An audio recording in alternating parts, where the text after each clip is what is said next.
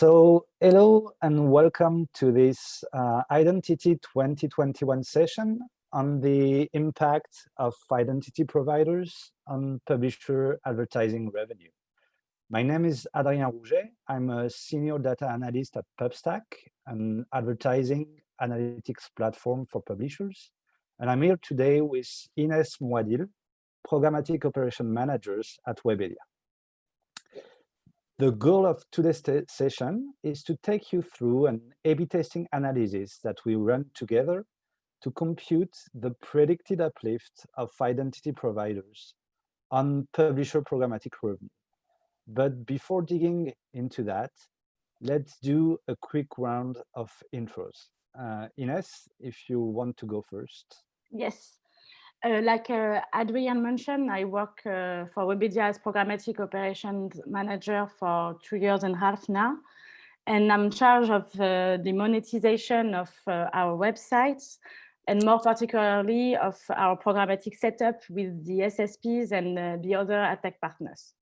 Just a short introduction about Webedia. We are a French publisher organized by sector that we call vertical. So we have the movie vertical, the gaming, esport, and food industry. Glam also, pop culture, travel, and the two new ones are the wealth and family vertical.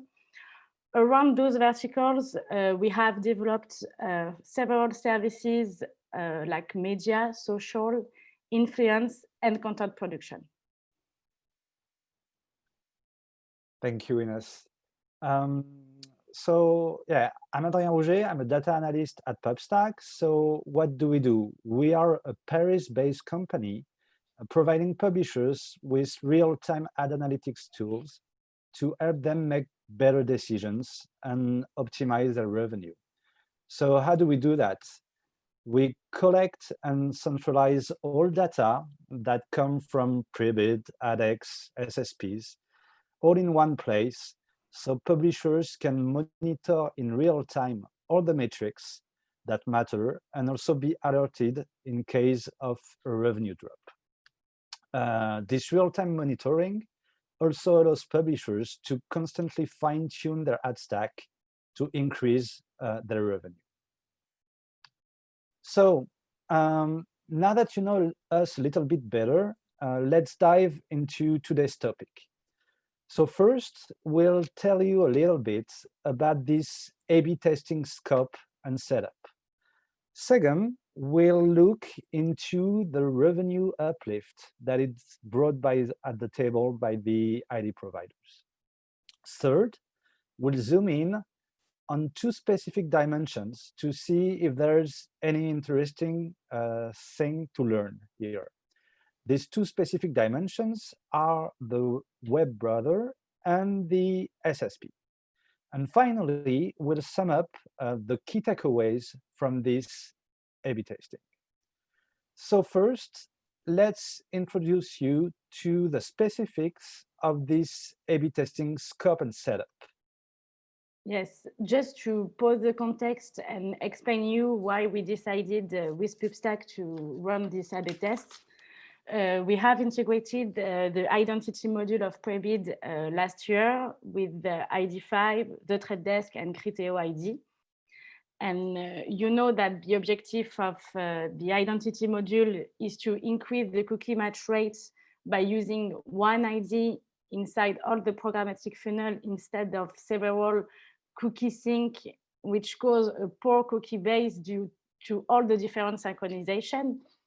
So for us, the prebid module we should see an incremental revenue, but from a publisher perspective, it was impossible for us to measure the effect of the identity module on our header bidding setup because we don't know if an ID was used by a bidder to do the auction. That's why we reached Popstack, who wanted as well to run the study on this subject. We are in partnership for 2 years now, and it was the only one for us who can run the test because they are implemented on all pages of Webedia to measure and listen our header bidding setup. So they are the most relevant to analyze and do the A/B test. For the setup, just to let you know, yes, as mentioned, we are a French publisher with 85% of French traffic. Our ad server is Galm, Google Ad Manager. And we built last year our own header bidding wrapper with TAM, Open Bidding, Prebid, with several SSPs behind, like AppNexus, Index, Rubicon, and so on. We did the tests on the 4 major websites, so allocine.fr, jeuxvideo.com, and purepeople.com, and 750gram.com, which represents 40 million prebid auction per day. And to run the A/B test, we split the inventory into 2 populations. So on 50% of the page views, we sent an ID provider, and the other 50% without any ID provider. Popstack took 7 weeks of data to run the study. Thank you, Ines. So just to elaborate a little bit on the A/B test setup. So as Ines mentioned, on Webedia side, they randomized the user module so that only 50% of the page view trigger a request for an ID. And on Popstack side, because we are plugged directly to prebid, we were able to read the prebid request and detect if there was an ID or not in the ad core. Therefore, we were able to split the page view into 2 populations, one control population with no ID in the call, and one test population with ID in the call. One important thing to note also is that we didn't want to make this A/B test too complicated, so we didn't discriminate on the ID provider, meaning that the numbers we will look at in a moment are the uplift of having at least one identity providers in the prebid call. Okay, we didn't look at the uplift of said ID provider versus other ID providers. And as Ines mentioned, the 3 ID providers here are ID5, Criteo ID, and Trade Desk. The last thing that is important on the 7 weeks of data, it's important because it allows us to have a pretty high confidence in the results, as we noticed that those results were persistent over time. So now that you are familiar with our A/B testing methodology, let's dive into the global analysis. So first, we looked at the impact of identity providers on prebid bidding behavior. The goal here is to check if having an ID in the prebid call allows prebid to respond with a bid more often, and if that bid has a higher CPM than when there's no ID in the call. So the metric to consider for that is the BPM, which is an indicator of the value of the bid sent back by prebid. So how do you compute the BPM? You take the value of the bids that win prebid auction times 1,000, and you divide it by the number of auctions. So in the end, BPM reflects the true impact of IDs on prebid bidding behavior, without taking into account the competition from Google, direct campaigns, Amazon TAM. However, it's not a revenue uplift, as the revenue uplift in the end will depend on the ability of prebid to win the display. So let's pause a moment and let me introduce you to the graph that you will see on the next few slides. So in blue, you have the control population, so the one with no ID in the prebid call. And in orange, you have the test population, so the one with the ID in the prebid call. What you can see on this graph is that there was a BPM uplift between 3.5% and 10% in the test population in orange compared to the control population in blue. And of course, that was dependent on the website. You see that 3 websites were within the same range in terms of uplift, between 3.5% and 5%. And one is an outlier above 10%. So where does this BPM uplift come from? There are basically two levers that can increase the BPM. The first is the bid rate, which indicates how often prebid sends back a bid. And second, there's the bid CPM, which indicates the average value of the bid that is sent back by prebid. So let's have a look at these levers. So the BPM uplift comes mainly from a bid rate uplift, meaning that having an ID in the prebid call allows prebid to respond more often with a bid. As you can see on the graph below, 3 websites see a bid rate uplift in the test population that is between 2 and 5%. And one, the same as before, is an outlier around 10%. Now, for the second lever, the bid CPM, which is the average value of the winning bid that is sent back by prebid, this lever is neutral, meaning that having an ID in the call doesn't impact the value of the bid sent back by prebid. So that means two things. The first thing is that having an ID in the call doesn't impact the value of the prebid bids for which prebid would have returned the bid even without an ID. Okay, so that means that it doesn't make those bids that would have been already passed by prebid better or more valuable. The second thing that it means is that the extra bids that are returned by prebid thanks to an ID have on average the same value as the other bids that are returned by prebid without an ID needed. So, in conclusion, on the impact on prebid bidding, ID providers seems to provide a 5% uplift on prebid bidding. Second, ID provider makes prebid bid more often on opportunities. And finally, ID providers seem to have no impact on the value of the bids returned by prebid. So now that we've seen the impact on prebid bidding, let's have a look at the impact of ID providers on prebid revenue. The metric to look at here is the RPM, which is the revenue for 1,000 auctions. So how do you compute it? You take the BPM that we saw before, and you multiply it by the CVR. But what is the CVR? Because there's a lot of acronyms here. Basically, the CVR is the ability of prebid to win the display versus the external competition. It's basically like the impression rate, except it's not based on an impression count, but on impression value.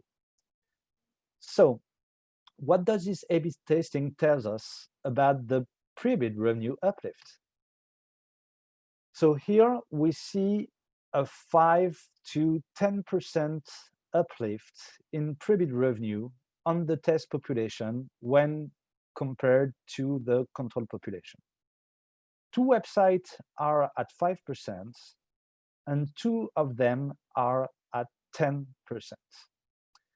Ines, I don't know if you wanted to say something about the difference between the websites here. Yes, I just want to precise that the websites are a bit different. For example, Allociné and jeuxvideo.com have only 15% of the media revenue, which is programmatic. For 750 gram, it's a bit more, 35, and Pure People is mostly programmatic, is around 85 of the media revenue, which is programmatic. So that we can say that the ability of prebid to win the display links to the programmatic proportion of the revenue. Yes, exactly. Thank you. So here, what is also important, beside the difference between the two groups of websites, is also where does this RPM uplift come from, basically.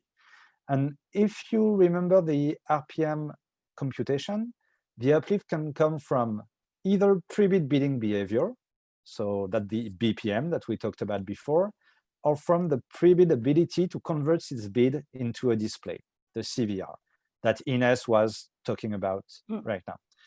So what does this A/B testing tell us? It tells us that there's only a slight improvement in CVR, the prebid ability to convert its bid into a display. As you'll see on the graph below, the uplift is between 1 and 3%. And you even have one website with a slight downlift. This is totally correlated to what Ines just said.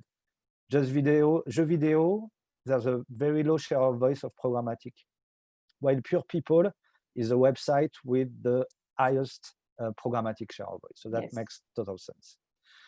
But that also means that because there's only a slight improvement of prebid ability to win the display, most of the prebid revenue uplift comes from the prebid bidding uplift, meaning the ability of prebid to answer more often with a bid. So that also means that prebid doesn't seem to have the upper end versus the competition when it comes to the extra bids that are passed by prebid thanks to an ID. So there's the same level of competition on these bids. So this can make sense, as direct campaigns can be served even if user matching is not optimal. And Google probably have some way of matching users for which prebid needs an ID to do an accurate matching. So in conclusion, on the prebid revenue uplift, the uplift is between 5 and 10%. That's the first point. And second point, prebid doesn't seem to have a clear advantage versus the competition when it passes a bid thanks to an ID.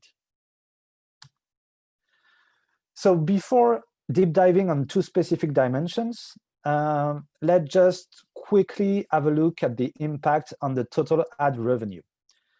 So the answer to what is the global impact on ad revenue relies on two publisher-centric parameters. The first one is the share of voice of prebid in the revenue mix. Of course, the lower the share of voice is, the lower the global uplift will be.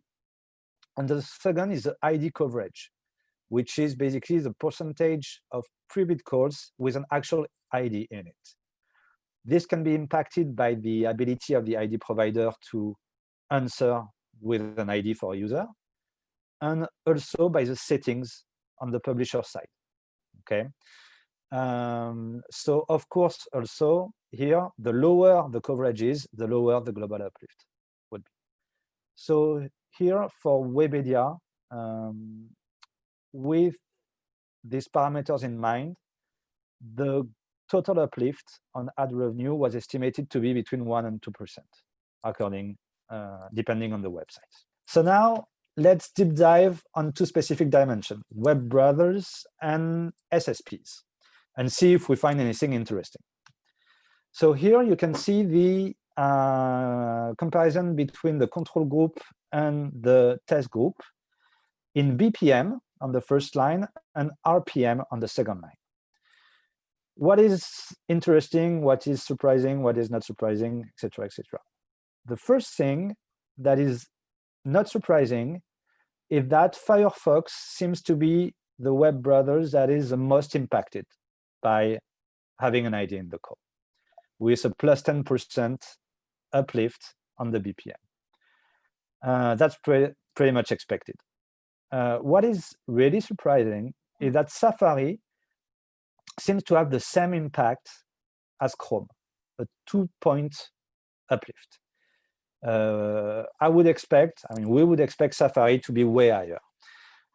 There's no real explanation for that. It needs to be confirmed by further A/B testing with other publishers that hopefully we will be able to run before the end of the year. The second thing that is surprising is that when you compare the uplift between the BPM, so pre-bid bidding, and the RPM, the revenue uplift, you see that it's more or less a rule of two. You have to multiply by 2, except on Firefox, where there's a big discrepancy. So what does that tell us? That tells us that basically Firefox may be the only web browser where prebid doesn't have competition when it passes a bid thanks to an ID. Okay, so maybe Google is not able to do user matching as good on Safari as on other web browsers. Now for the SSP's dimension, the bidder dimension. Spoiler alert, it's not very interesting, but it's mainly because we weren't able to discriminate by ID provider, and we put all the ID providers together. I think that SSP dimension might become very interesting when you become to look at ID provider individually, but we didn't do that for that A/B test again. So the conclusion here is that all bidders were almost identically impacted, and there was no evidence of a specific bidder, SSP, overreacting or underreacting to the ID module. Okay, now it's time to sum up all the learnings of this A/B testing. So if there are only 4 takeaways to take from this. First, ID providers bring roughly a 5% uplift on pre-bid bidding value. That converts into a 5 to 10% revenue uplift for pre-bid. Of course, the total uplift you're going to see in terms of total ad revenue is going to depend on publisher-centric parameters. Second, this uplift comes mainly from additional bids from pre-bid and not from more valuable bids. So a higher bid rate and a bid CPM that is neutral. Third, Firefox is the most impacted browser, followed by Edge and Chrome Safari. And finally, all main bidders are equally impacted. That's it for this learning from the A/B testing. Ines, I don't know if you want to add something. Yes. Yeah, thank you, Adrien, for this analysis. It's very interesting to see the numbers and the metrics associated. For us, it was very important to understand the effect of the identity module, because at Webedia, we always want to test, implement a new feature in order to improve our header bidding wrapper. But we need to be able to justify and measure the effect and understand how it can help us to generate incremental revenue. Because in display formats, in our bidding, we've kind of reached all the major feature that brought us +10 or +10 and more. And now we are more in a strategy where we are looking for feature that can bring us +1, +3, and here +5 max incremental revenue, which is still important. So we are now able to say that identity module is one of them. Thank you. Yes, every percentage counts. Yes, every percentage counts. Yeah. Okay. Well, I think we can stop here. Thanks a lot for attending. Have a good Identity 2021 webinar. Thank you, ID5, for this webinar. Thanks, ID5, for the opportunity, and have a great day.